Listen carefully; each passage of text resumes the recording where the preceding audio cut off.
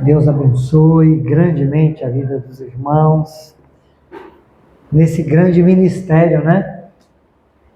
Para a glória de Deus. Deus possa abençoar a vida dos irmãos em nome de Jesus. Queridos, hoje nós vamos dar continuidade na exposição de Atos dos Apóstolos. Vamos trabalhar hoje a partir do versículo 19, no capítulo 11, e o tema é uma igreja relevante.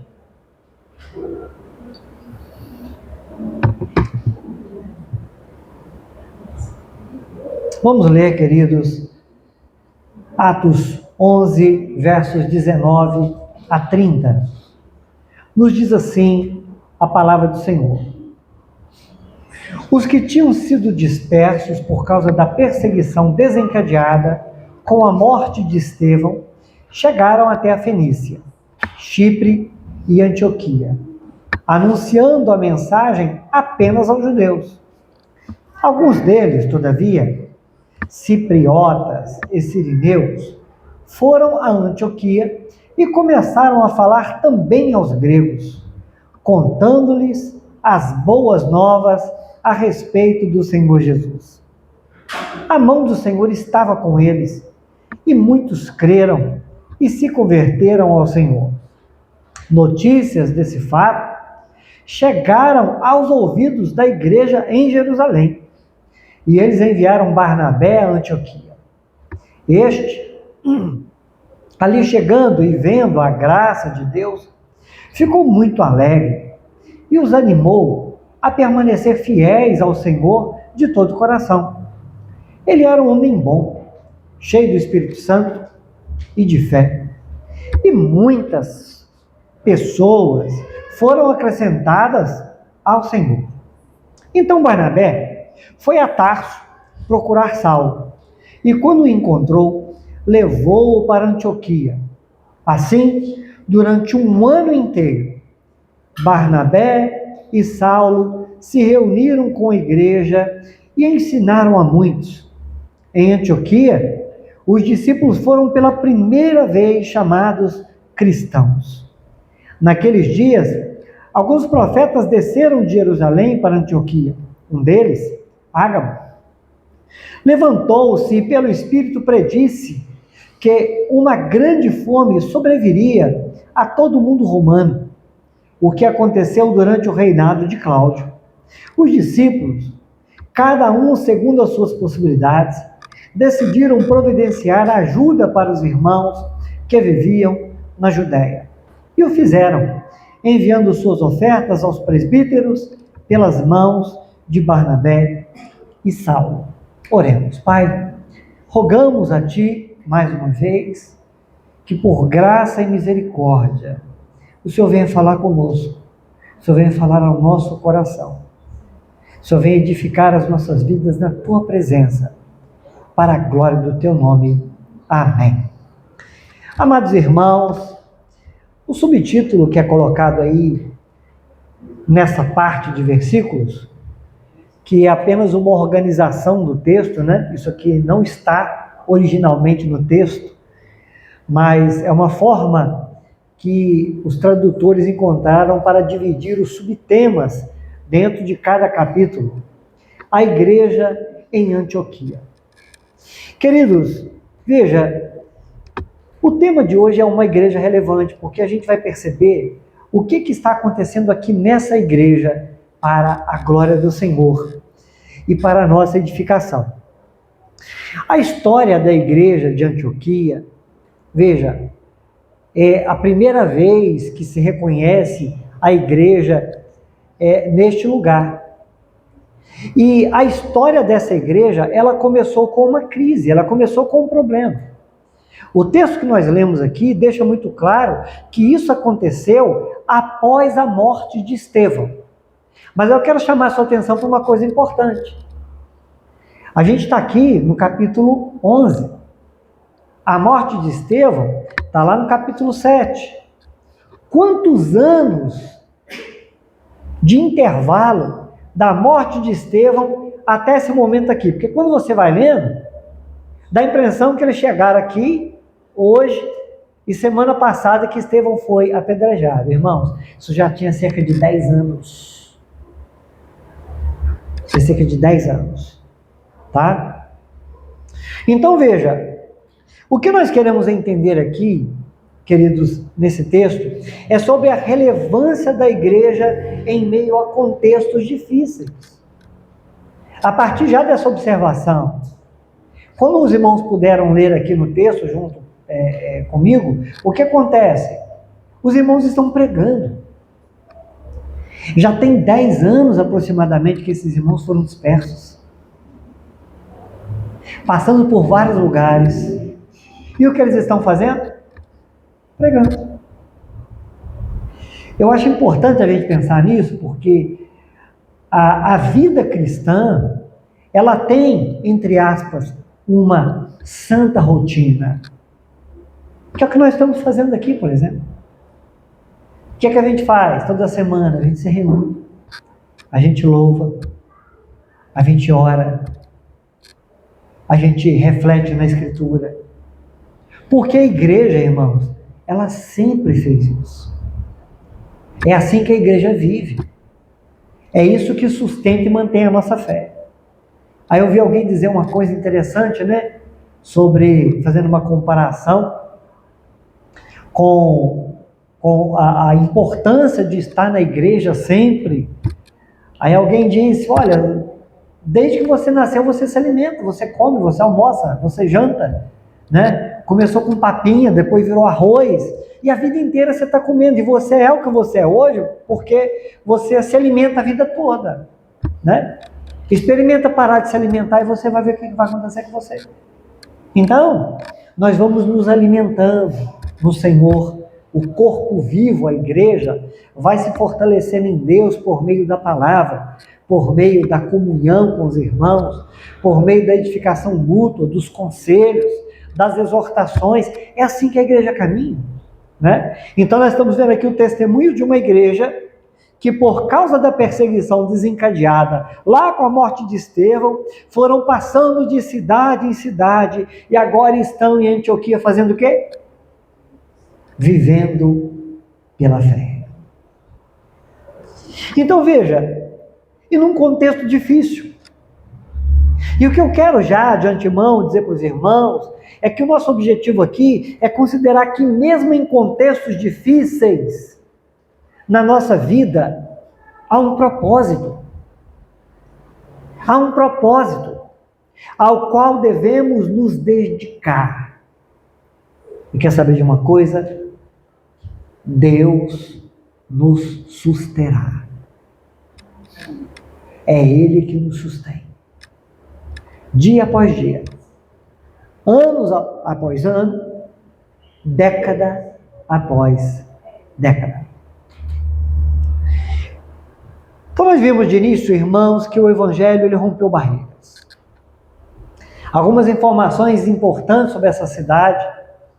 Essa cidade, segundo alguns historiadores, ela era chamada de a Rainha do Oriente, ou Cidade Dourada. Naquele tempo, irmãos, ela era a terceira maior cidade do Império Romano. Ela só perdia em importância para Roma na Itália e Alexandria no Egito. Ela era uma cidade de grande importância. Há registros de que havia uma rua principal nessa cidade, que numa extensão de 7 quilômetros, essa cidade era calçada de mármore. E naquele tempo, irmãos, essa era a única cidade do mundo com iluminação noturna. Haviam centenas de lamparinas a óleo e funcionários que eram dedicados exclusivamente na manutenção dessas lamparinas. Mas aí, aonde a gente vê o contraste? Enquanto a cidade brilhava com luxo, com muita cultura, muito teatro, atividades esportivas, os cristãos chegaram lá como refugiados. Percebe o contraste? Um povo que saiu fugido como refugiado, chega numa cidade pomposa como essa, uma cidade que era um tipo de Nova York naquele tempo, e esse povo chega lá para fazer o quê? Para encontrar um lugar para viver e testemunhar do Evangelho. Então, queridos, veja, chegaram como refugiados da perseguição. E o que eu quero que você perceba comigo nessa hora é que, apesar de chegarem nessa cidade tão imponente, tão importante, tão grande e tão luxuosa, eles não se sentiram intimidados pela grandiosidade de tudo aquilo e foram pregar a palavra. Talvez ficassem inibidos. Alguém vai nos ouvir nesse lugar? Alguém vai dar importância para o que a gente tem a dizer? Meu irmão, em nome de Jesus, Deus quer te usar para você falar do amor dele para gente de todas as classes sociais, para gente culta, para gente inculta, para gente muito rica, para gente muito pobre, para gente de qualquer tipo e classificação, como nos classificam por aí, né? Esse é classe A, B, C, D, E, né? Classe Z, geração isso, geração aquilo. Meu irmão, não importa. Deus quer te usar para que você fale do amor dele para todas as pessoas. E a igreja chegou nessa cidade, nessa condição ruim, mas trazendo o evangelho do reino. E aí, queridos, o que acontece? Nós percebemos que essa igreja, ela transformou aquela dor em missão. Saiu como refugiado, mas e agora? Vamos reclamar da vida, desistir da vida? Porque depois que eu encontrei a Cristo, a minha vida estagnou, a minha vida parou. Eu perdi um monte de coisa, perdi um monte de oportunidade nesse mundo, porque eu conheci a Cristo. Ah, é? Pois bem. Aqueles que foram dispersos pela perseguição não se calaram. Eles foram dispersos, mas saíram levando a mensagem. Eles foram dispersos, mas seguiram a vida testemunhando. Perderam coisas, mas não recuaram da fé. E o texto nos mostra que, inicialmente, como era a ênfase ali na igreja primitiva, o foco era pregar para judeu, mas alguns irmãos cipriotas, que eram aqueles que eram de Chipre, sirineus, que era de Cirene, começaram a pregar também para os gregos de Antioquia. Imagina a cena. E aí, você é grego? Deixa eu começar uma coisa com você. Já ouviu falar de Jesus? Há 10 anos atrás, lá na nossa terra, em Jerusalém, surgiu um profeta, surgiu um homem diferente, falava com sabedoria, agia com graça, fez coisas extraordinárias, se entregou por nós, morreu e ressuscitou, e nós fomos testemunhas disso.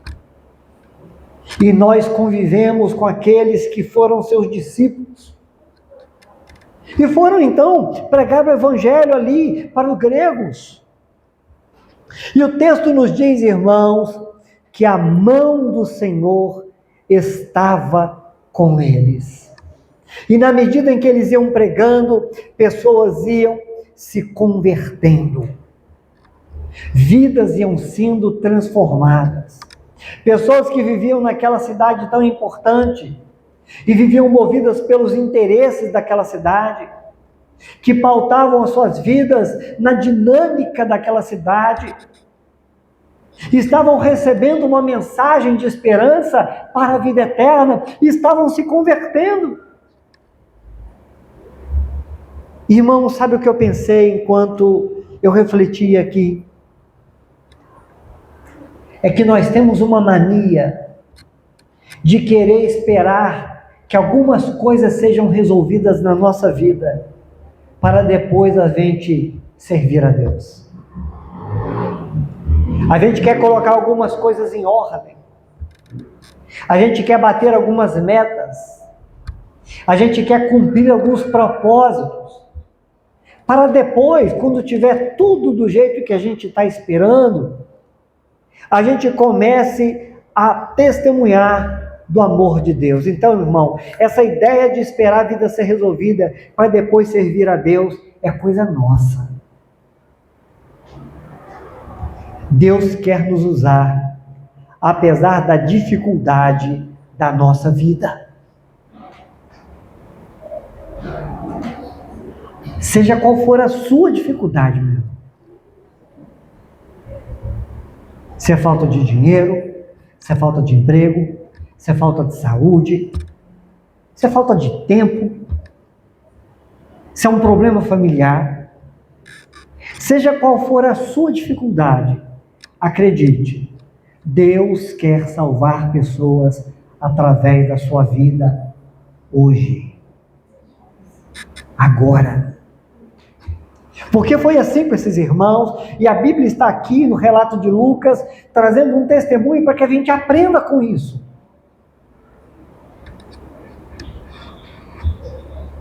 Em um centro de poder político e comercial, estava prevalecendo a graça de Deus, porque a mão do Senhor estava com eles, convertendo uma grande multidão. E aí, para contrariar aqueles que falam de uma teologia do triunfalismo, onde a vida do cristão tem que estar dando tudo certo, tem que estar tudo funcionando muito bem, para que ele seja reconhecido como cristão. Então veja, meus irmãos, a vida estava com eles, e o que eles eram? Refugiados da perseguição.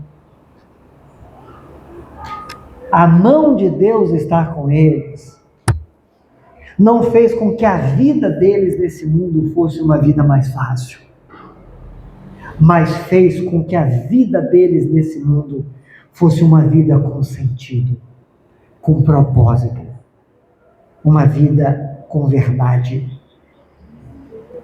Essa é a diferença. O cristão não deve se deixar ofuscar pelo brilho da mármore do sucesso terreno. Nós aprendemos aqui que esses irmãos chegaram naquele lugar e não viram assim: olha, encontramos aqui um lugar fantástico, maravilhoso, vamos mudar a direção da nossa vida. Em vez de falar sobre a glória do céu, sobre a glória do Senhor Jesus, vamos começar a pensar nessa luz, nessas ruas, vamos tentar estabelecer a nossa vida aqui, vamos buscar nos enriquecer também, vamos fazer negócio, vamos nos concentrar aqui. Irmãos, eles chegaram naquele lugar. Certamente eles desenvolviam atividades profissionais para se manter. Eles trabalhavam com suas próprias mãos. Eles conquistavam o pão de cada dia pelo suor do rosto. Mas o coração deles não foi tomado pelo brilho daquela cidade. Porque brilhava em seus corações a luz que um dia foi acesa, a luz de Cristo. Brilhava e brilhava, de modo que eles não enxergavam brilho maior que tomasse os seus corações. Então veja, e aí, a partir do verso 22, o que nós encontramos? Que essa notícia do que estava acontecendo ali naquela cidade tão imponente, chegou em Jerusalém. Aí a igreja em Jerusalém, onde os apóstolos permaneciam, organizando, Eles chamaram Barnabé e orientaram que Barnabé fosse até Antioquia. O Barnabé, chegou notícia para a gente aqui. Olha que coisa fantástica, irmão. A igreja dispersa vai pregando, e a notícia do que está acontecendo vai se espalhando e vai voltando para Jerusalém. Um dia chega no ouvido dos apóstolos. Sabe Antioquia? Sim, Antioquia da Síria é aquela cidade importante. Sim, o que está acontecendo? Olha, tem gente de Deus lá. Tem gente falando de Cristo lá, tem gente se convertendo. É sério? É verdade? Barnabé, vamos te comissionar, você vai lá para saber o que está acontecendo. O que está acontecendo naquela cidade? Isso está dos versos 22 a 24. Esse Barnabé, irmãos, é o mesmo Barnabé que anos antes, aproximadamente 5 anos antes, havia em Jerusalém defendido o apóstolo Paulo, ainda chamado Saulo, porque todo mundo tinha medo de Saulo lá. Esse mesmo Barnabé aqui, ele foi, seguindo aqui o direcionamento da igreja de Jerusalém. Ele foi enviado pela igreja. Mas aí tem um detalhe importante. Você sabe qual que é a distância de Jerusalém para Antioquia? Aproximadamente 500 quilômetros. Daqui em Belo Horizonte, né, meus? Naquele tempo, não tinha Gol, né, azul, viu? Não tinha H branca, não tinha Uber, e era 500 km. O homem de Deus foi. Vamos lá ver o que está acontecendo. E aí, meus irmãos, a Bíblia nos conta que quando ele chega lá, ele se alegrou. Porque quando ele olha, ele vê um povo que foi tocado, um povo que foi convertido, um povo que recebeu do Espírito Santo, um povo que foi afetado no bom sentido da expressão, pelo poder do Evangelho, e teve o coração quebrantado. Ele chegou lá e encontrou parte do corpo de Cristo. Queridos irmãos, e aí, o que nos mostra o texto, querido, é que chegando e vendo ali a graça de Deus, ficou alegre e animou os irmãos a permanecerem fiéis.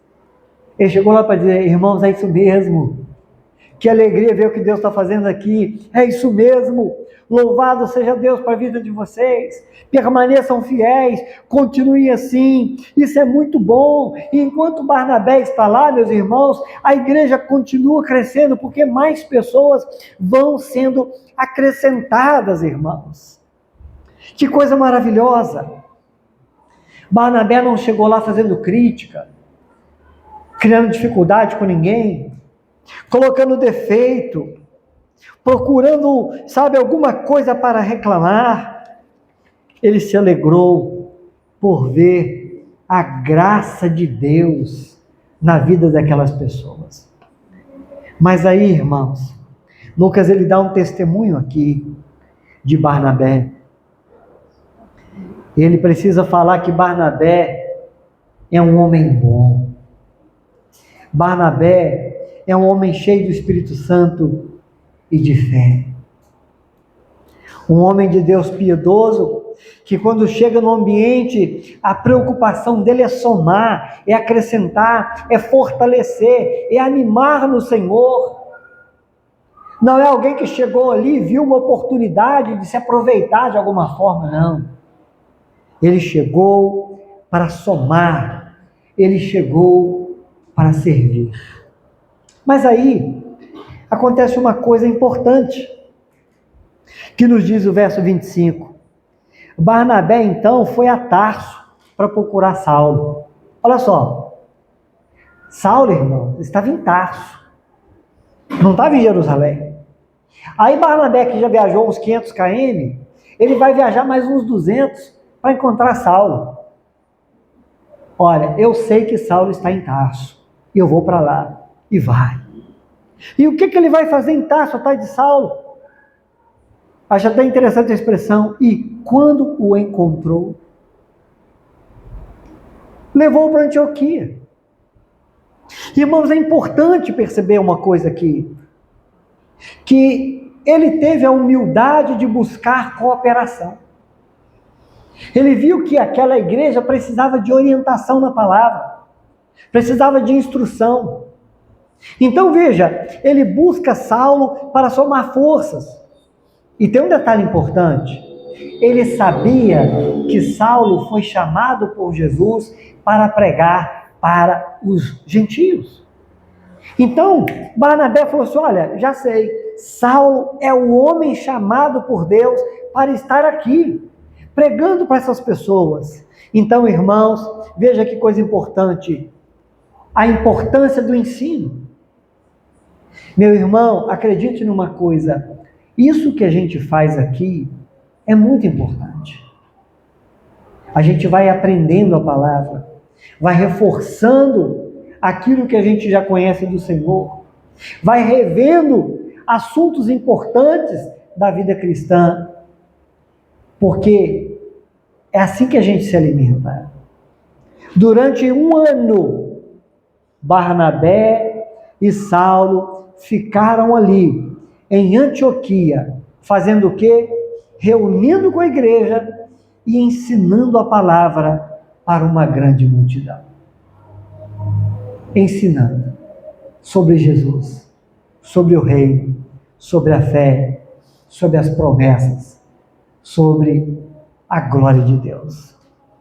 E o texto também nos diz, irmãos, que aqui, pela primeira vez, os discípulos foram chamados cristãos. É interessante porque a gente hoje encontra isso, né? Qual é a sua fé? Aí você diz assim, eu sou um cristão. Você parou para entender que a Bíblia está mostrando onde foi, pela primeira vez, que alguém foi chamado de cristão? Foi aqui, pela primeira vez. O que é tão comum para a gente hoje, né? Agora, tem uma coisa para considerar. Primeiro que o nome de cristão não foi um título autoimposto, como a gente hoje faz. Olha, eu sou cristão. O título de cristão aqui foi um reconhecimento de quem não era da igreja. O título aqui foi dado por quem não fazia parte da comunidade. É como se ele dissesse assim, ó, aquele povo ali é o povo do Cristo. Aquele povo ali é o povo cristão. E ainda há de se considerar que é bem provável, irmãos, que isso aqui não foi feito como uma forma de elogiar, mas de zombar. E aquele povo ali é cristão. Aquele povo ali é o povo de Cristo. Daquela situação que aconteceu lá em Jerusalém. Mas, veja a importância de um ponto. Isso revelava que eles eram tão parecidos com Jesus, que o povo não encontrou outra palavra que pudesse descrevê-los. Esse povo é de Cristo. Pois bem, irmãos, caminhando aqui para o último ponto dessa mensagem. Chegaram ali agora em Antioquia profetas que vieram de Jerusalém. Não dá para saber aqui se foram enviados também, né, comissionados da mesma forma que foi com Barnabé. Mas o fato é que chegaram ali profetas, e entre eles havia um chamado Ágabo. E pelo Espírito predisse que haveria uma fome que sobreviveria a todo mundo romano, o que aconteceu durante o reinado de Cláudio. Um tempo muito difícil que aconteceu ali. E aí, irmãos, agora nós estamos observando que a fé daquela igreja era uma fé que se traduzia em generosidade. Amados, observemos isso. A igreja não ficou indiferente a uma realidade difícil que aconteceria. A igreja que estava numa cidade e numa situação confortável, não se fechou na condição boa que tinha, mas se dispôs a ajudar, a fazer alguma coisa. Irmãos, a obra de Deus, ela acontece por meio das nossas contribuições. É assim que acontece. É pelo nosso coração voluntário. Seja com o pouco que um pode dar, com o muito que o outro pode dar. Sempre foi assim. E continua sendo. E nós vemos aqui, observe bem, que os discípulos, cada um com suas possibilidades, decidiram providenciar ajuda. Sabe o que a gente aprende com isso, irmãos? A gente decide do nosso coração se a gente participa, se a gente ajuda, ou a gente decide no nosso coração se não importa cooperar. O que está decidindo o nosso coração? Pois bem, fraternidade na prática. Eles decidiram fazer alguma coisa e cada um começou a fazer de acordo com as suas possibilidades. E aí, queridos, o texto termina mostrando para nós que aqueles irmãos se mobilizaram e juntaram aquela oferta e, através das mãos de Barnabé e Saulo, enviaram aos presbíteros para que pudessem, então, cooperar e administrar e socorrer os necessitados. Veja, uma igreja madura e bíblica, irmãos, é aquela que une ensino bíblico profundo com prontidão em socorrer os necessitados de forma prática. Nós não podemos nos esquecer disso. Nós não podemos nos esquecer. Inclusive, vamos, a partir do último final de semana deste mês, iniciar a exposição da carta de Tiago. E nós vamos perceber, entre outros ensinamentos, que servir a Deus está também relacionado com socorrer pessoas que carecem de ajuda, órfãos, viúvas, gente que precisa de um socorro, gente que precisa de pão. Isso faz parte da vida cristã. Aliás, isso faz parte da história do povo de Deus desde o tempo de Israel.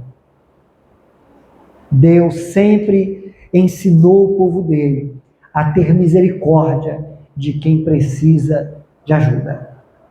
Então, o verdadeiro desapego às ilusões desse mundo é provado quando nós abrimos mão para ajudar, para cooperar.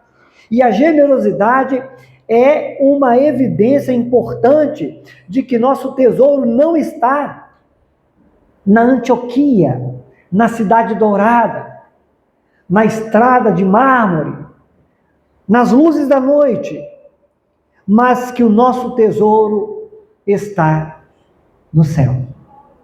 A conclusão disso, irmãos, é que a igreja de Antioquia nos ensina que ser cristão é mais do que carregar um rótulo. Irmãos, que essa seja a minha oração e a sua oração em nome de Jesus. Que essa seja uma oração nossa, daquela que a gente faz com toda a força do nosso coração. Eu não quero ser um cristão de rótulo. Eu não quero ser um cristão de carteirinha. Eu não quero ser um cristão que apenas tem um nome no rol de membro de uma igreja. Eu quero ser um cristão que vive sob a mão do Senhor. como esses aqui estavam, que a mão do Senhor estava com eles. Eu quero servir a Deus sabendo que a mão do Senhor está comigo. Eu quero ser alguém que encoraja as pessoas, que se dedica ao ensino da palavra e que estende a mão ao necessitado. Que a minha oração seja essa e que a sua oração seja essa, em nome de Jesus. Porque a Antioquia na qual nós vivemos, tem muita gente que precisa olhar para nós e identificar: ali está um cristão. Por quê? Porque ele é membro daquela igreja? Não, não é por isso. É porque ele se parece com Cristo. É porque quando alguém quer jogar pedra, ele chega lá e desfaz o cenário. É porque quando alguém está com fome, ele dá um jeito, ele quer mobilizar para que tenha pão para quem está ali. É porque se alguém não tem perdão, ele leva uma palavra de perdão. Se alguém está sem consolo, ele leva uma palavra de consolo. Se alguém peca e falha, ele estende a mão. Ele coloca de pé de novo.